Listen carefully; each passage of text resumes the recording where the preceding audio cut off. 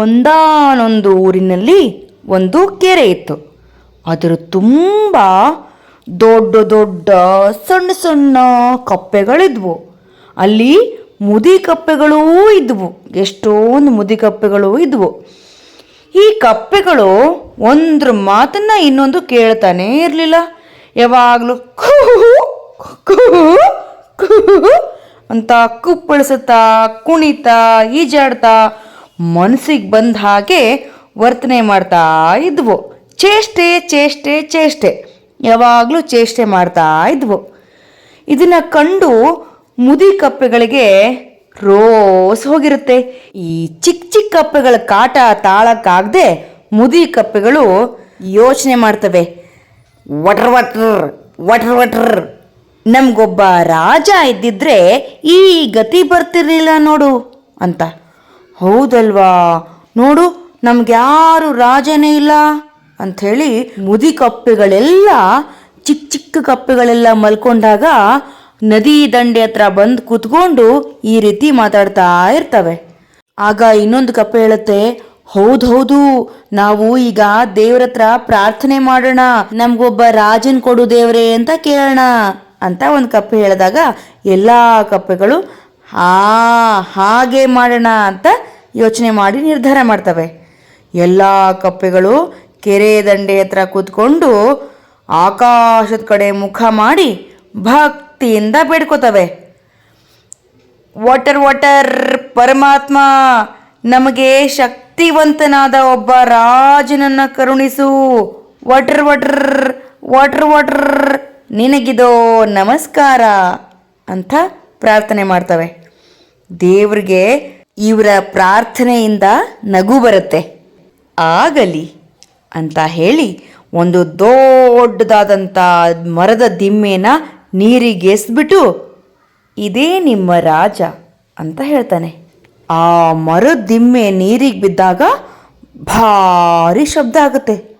ಆ ಶಬ್ದಕ್ಕೆ ಹೆದರಿ ಕಪ್ಪೆಗಳೆಲ್ಲ ನೀರೊಳಗೆ, ಪೊದೆಯೊಳಗೆ, ಮಣ್ಣಿನೊಳಗೆ ಬಚ್ಚಿಟ್ಕೊಂಡ್ಬಿಡ್ತವೆ. ಒಂದು ಸ್ವಲ್ಪ ಹೊತ್ತಾದಮೇಲೆ ನೀರು ಶಾಂತವಾಗುತ್ತೆ. ಆ ಮರದ ದಿಮ್ಮೆ ನೀರ ಮೇಲೆ ತೇಲ್ತಾ ಇರುತ್ತೆ. ಆ ಮರದ ದಿಮ್ಮೆ ತೇಲ್ತಾ ಇರೋದನ್ನು ಎಲ್ಲ ಕಪ್ಪೆಗಳು ಹೊರಗಡೆ ಬಂದು ನಿಧಾನಕ್ಕೆ ಕಾತರದಿಂದ ನೋಡ್ತವೆ. ನೋಡಿ ತೊಲೆ ಹತ್ರ ಬರ್ತವೆ. ತೊಲೆ ಏನೂ ಮಾಡೋದಿಲ್ಲ ಅಂತ ಅವಕ್ಕೆ ಗೊತ್ತಾದ ಮೇಲೆ ಎಲ್ಲ ಕಪ್ಪೆಗಳು ಆ ಮರದ ದಿಮ್ಮೆ ಮೇಲೆ ಕೂತ್ಕೋತವೆ. ಏನು ಮಾಡೋದಿಲ್ಲ ಅಂತೇಳಿ ಮತ್ತೆ ಅದ್ರ ಮೇಲೆಲ್ಲ ಕುಪ್ಪಳಿಸ್ತಾ ನೆಗೆದಾಡ್ತವೆ, ಕುಣಿದಾಡ್ತವೆ, ಮತ್ತೆ ತಮ್ಮ ಚೆಲ್ಲಾಟನ ಶುರು ಮಾಡಿಬಿಡ್ತವೆ. ಇಲ್ಲಿ ನೋಡಿ, ಮರದ ದಿಮ್ಮೆ ಅಂತೀನಿ, ಮರದ ತೊಲೆ ಅಂತೀನಿ, ಅದನ್ನು ನೀವು ಕನ್ಫ್ಯೂಷನ್ ಮಾಡ್ಕೋಬೇಡಿ. ಮರದ ದಿಮ್ಮೆ ಅಂದರೂ ಒಂದೇ, ಮರದ ತೊಲೆ ಅಂದರೂ ಒಂದೇ.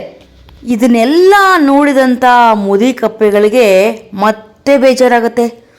ಏನಪ್ಪ ಇದು, ನಾವು ದೇವ್ರನ್ನ ಬೇಡ್ಕೊಂಡು ರಾಜನ್ನ ಕರೆದ್ರೆ ಈ ಕಪ್ಪೆಗಳೆಲ್ಲ ಮೊದಲಿನಿಗಿಂತ ಮತ್ತೆ ಗಲಾಟೆ ಶುರು ಮಾಡ್ಕೊಂಡಿದ್ದಾವೆ, ಏನು ಮಾಡಬೇಕು ಅಂಥೇಳಿ ಮತ್ತೆ ಕಪ್ಪೆಗಳೆಲ್ಲ ಕೆರೆ ಏರಿ ಮೇಲೆ ಬಂದು ಕುತ್ಕೋತವೆ.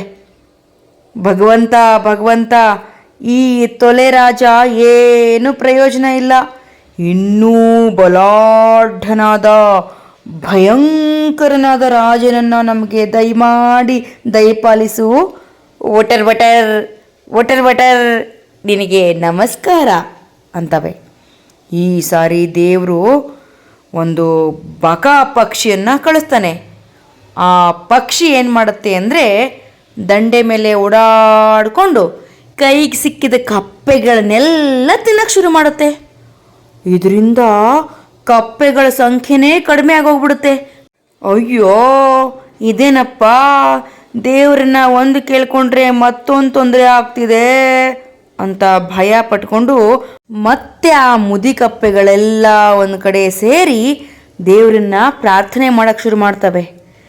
ದಯಾಮಯ, ನೀನು ಕಳಿಸಿದ ರಾಜ ನಮಗೆ ಬೇಡ, ನೀನು ನಿನ್ನ ರಾಜನನ್ನ ವಾಪಸ್ ಕರೆಸ್ಕೊಂಡ್ಬಿಡು ದೇವ್ರೆ, ನಾವು ಮೊದಲು ಹೇಗಿದ್ವೋ ಹಾಗೇ ಇರ್ತೀವಿ, ದಯಮಾಡಿ ದೇವ್ರೆ ಆ ರಾಜನನ್ನ ವಾಪಸ್ ಕರೆಸ್ಕೊಂಡ್ಬಿಡು ದೇವ್ರೆ, ವಟ್ರ್ ವಟ್ರ್ ವಟ್ರ್ ವಟ್ರ್ ನಮಸ್ಕಾರ ಅಂತವೆ. ದೇವರು ಈ ಬೇಡಿಕೆಯನ್ನು ಕಿವಿ ಮೇಲೆ ಹಾಕೊಳ್ಳೋದೇ ಇಲ್ಲ. ಬಯಸಿ ಬಯಸಿ ನೀವೇ ಬೇಡಿದ ವರ ಇದು. ಈಗ ಬೇಡ ಅಂದರೆ ಏನು ಪ್ರಯೋಜನ? ನೀವು ಕೇಳಿದ್ದನ್ನು ನೀವು ಅನುಭವಿಸಲೇಬೇಕು ಅಂತ ಹೇಳ್ಬಿಡ್ತಾನೆ. ಆಗ ಎಲ್ಲ ಮುದಿ ಕಪ್ಪೆಗಳು ತಾವು ಮಾಡಿದ ತಪ್ಪಿಗೆ ಸಪ್ಪೆ ಮೋರೆ ಹಾಕ್ಕೊಂಡು ಕೂತ್ಕೊಂಡ್ಬಿಡ್ತವೆ. ನಾವು ದೇವ್ರ ಹತ್ರ ಏನಾದರೂ ಬೇಡ್ಕೋಬೇಕಾದ್ರೆ ಏನನ್ನು ಬೇಡ್ಕೋತೀವಿ ಅನ್ನೋದು ಚೆನ್ನಾಗಿ ಗಮನವಿಟ್ಟು ಬೇಡ್ಕೋಬೇಕು. ನಾವು ಒಳ್ಳೆಯದನ್ನು ಬೇಡಿದರೆ ನಮ್ಗೆ ಒಳ್ಳೆಯದೇ ಆಗುತ್ತೆ. ಬೇರೆಯವ್ರಿಗೆ ಕೆಟ್ಟದ್ದಾಗಲಿ ಅಂತ ನಾವು ಬೇಡಿದರೆ ಅದು ಬೇರೆಯವ್ರಿಗಾಗಲ್ಲ, ಮೊದಲು ನಮಗೇ ಆಗುತ್ತೆ. ಹಾಗಾಗಿ ನಮ್ಮ ಮನಸ್ಸಿನ ಭಾವನೆಗಳನ್ನು ಯಾವಾಗಲೂ ಶುದ್ಧವಾಗಿಟ್ಕೋಬೇಕು. ಮನಸ್ಸಿನಂತೆ ಮಹಾದೇವ ಅಂತ ಹೇಳಿದ್ದಾರೆ ದೊಡ್ಡವರೆಲ್ಲ. ಮಹಾದೇವ ಅಂದರೆ ದೇವರು. ನಮ್ಮ ಮನಸ್ಸು ಹೇಗಿರುತ್ತೋ ಹಾಗೆ ದೇವರಿರ್ತಾನೆ. ಹೇಗಿತ್ತು ಸವಿಲೋಕದ ಕಥೆ? ಇಷ್ಟ ಆಯ್ತಾ? ಹಾಗಾದರೆ ಸಬ್ಸ್ಕ್ರೈಬ್ ಮಾಡಿ, ಬೆಲ್ ಐಕನ್ ಒತ್ತಿ, ನಿಮ್ಮ ಸ್ನೇಹಿತರೊಂದಿಗೂ ಹಂಚ್ಕೊಳ್ಳಿ.